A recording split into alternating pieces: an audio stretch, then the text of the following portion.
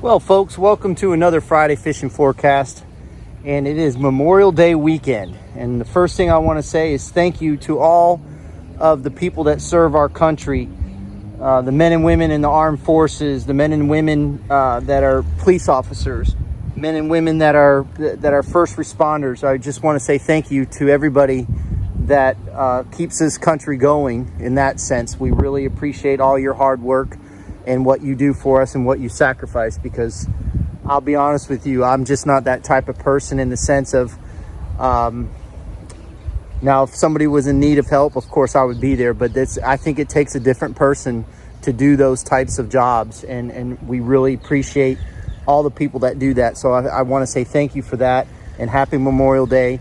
And I just want to go ahead and get into the Friday fishing forecast. It looks like it's going to be a beautiful weekend this weekend. There's slight chances of rain. I think it's mainly going to be inshore or inland.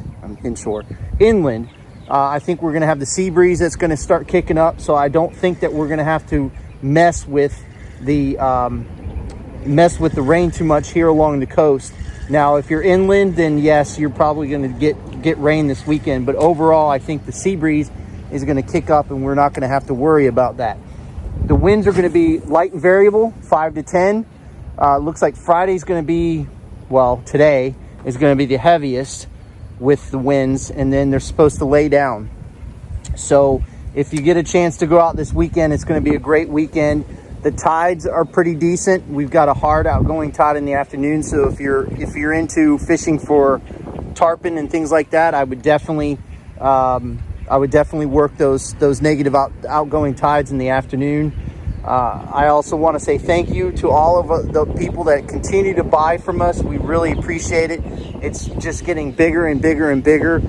We do have cast nets in stock. We are running low on some particular cast nets, like our 8-footers we're running very low on. Our 10-foot 1.5s we're running very low on, but we've got plenty of 10 and a quarter 1.3 pounds per foot.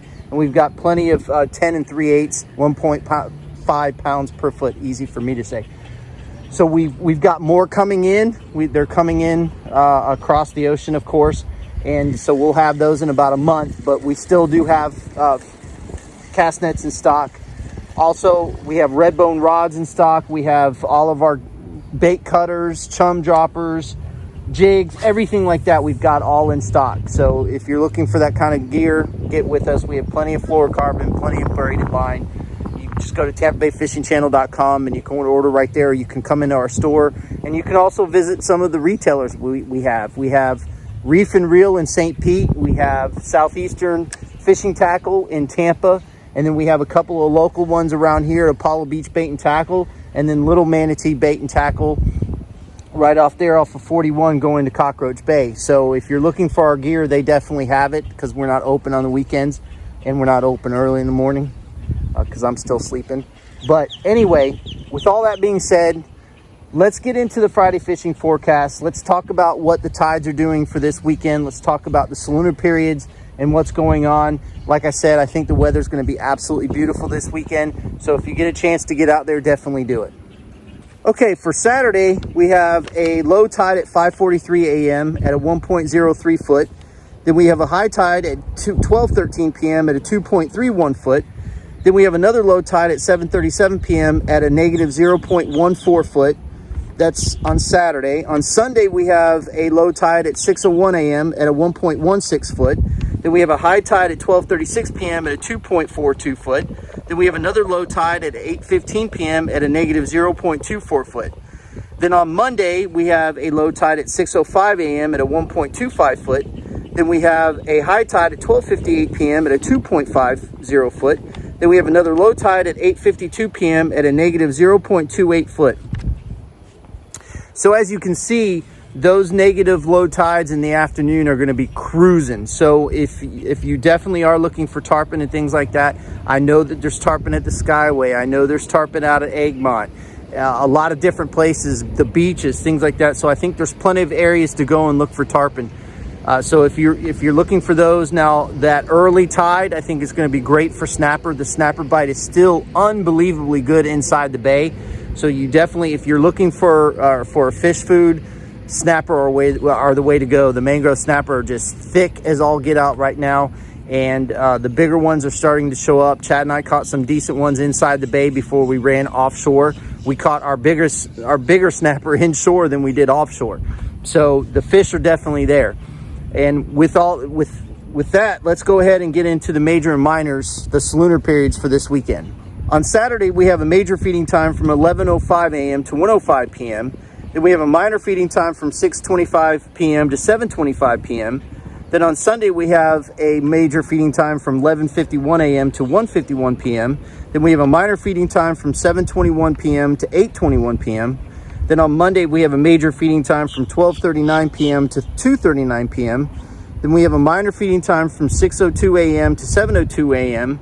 and then another minor at 8:17 p.m. to 9:17 p.m. So those are the salooners for this weekend. And again, if you don't follow them, I would start really paying attention to them, because more and more people are coming to me now and saying, Todd, I'm really kind of concentrating on those salooner times, and it's amazing how it works. And if it didn't work, I wouldn't be preaching it. So definitely start paying attention to the salooners if you do not already, because it's a key. It's for every species. It doesn't matter what it is. I've always had my best luck on those minor and major feeding times. Now, again, with all the people sending in pictures, we really appreciate everybody sending in pictures for us. It's just, that's growing and growing and growing. So I'm really excited to see it, because people, they don't, like I said, you don't need to be using our gear, but people are sending us pictures with fish that they caught that they're proud of, and that's awesome. That's what we all love to do, is go out and catch fish.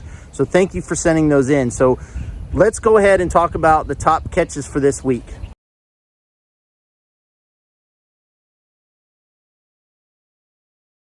In this first top catch, we have Captain Christian Lugo with Family Ties Charters with some real nice snapper caught using our slacker jigs around the Skyway Bridge.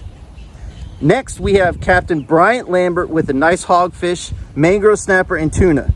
The tuna and snapper were caught on our slacker jigs, and the hogfish was caught on our ball jig. Last but not least, here is George Heron with a stud of a gag grouper measuring 40 inches, and he was safely released. They also got into some stud red snapper in 150 plus feet of water. I gotta say, I have not seen a gag that big in a long time. That was a big gag, and I can't imagine the fight that thing put up. And when they get that big, they start getting that underbelly, that black underbelly, and they call them rusty bellies.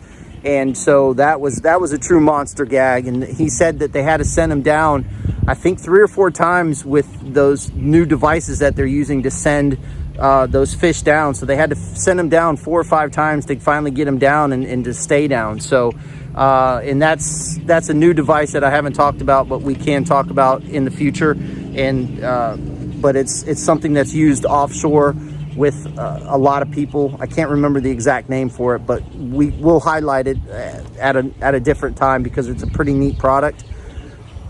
So anyway, again, I just want to say thank you to all the supporters, the people that are buying from us. We really appreciate it. We're just trying to keep up with as much as we possibly can.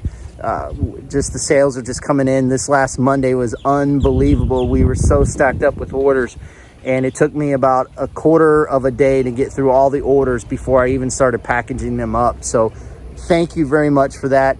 Thank you for all the kudos on the Stamus. I've got to say, folks, and I'm going to do a very thorough rundown of this boat.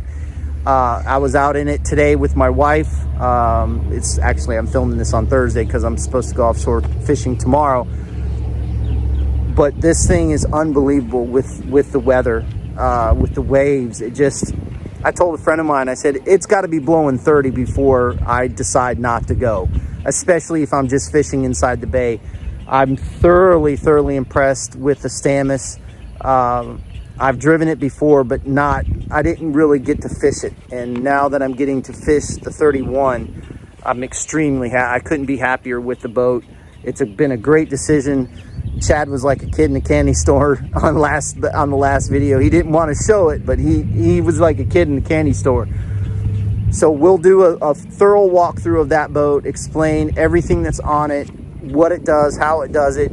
We'll talk about the Humminbird machine. That's another thing that is just an absolute game changer. That 1920 by 1080 HD screen is unbelievable. I can't, man, that thing is crazy good.